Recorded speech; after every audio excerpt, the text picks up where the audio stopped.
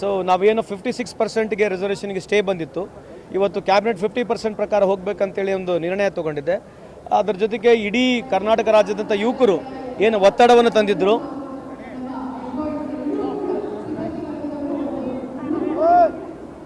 ಸುಮಾರು 56,000ಕ್ಕೂ ಹೆಚ್ಚು ಹುದ್ದೆಗಳನ್ನು ತುಂಬಬೇಕಂತೇಳಿ ಸರ್ಕಾರವನ್ನು ನಿರ್ಣಯ ಮಾಡಿದ್ದೆ. ಲಕ್ಷಾಂತರ ಯುವಕರು ಕರ್ನಾಟಕ ರಾಜ್ಯದಲ್ಲಿ ಏನು ಹೋರಾಟ ಮಾಡಿದ್ರು, ಅವರಿಗೆ ಇವತ್ತು ಒಳ್ಳೆ ಖುಷಿ ಸುದ್ದಿ ಅಂತ ನಾನು ಈ ಸಂದರ್ಭಕ್ಕೆ ಕೇಳಲಿಕ್ಕೆ ಬಯಸ್ತೇನೆ.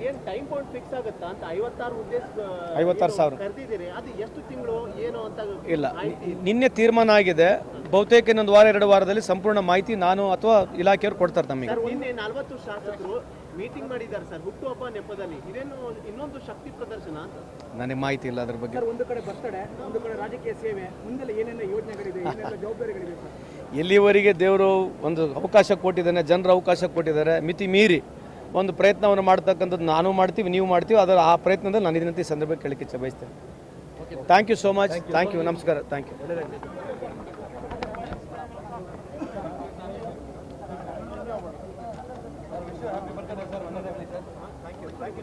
Thank you once again.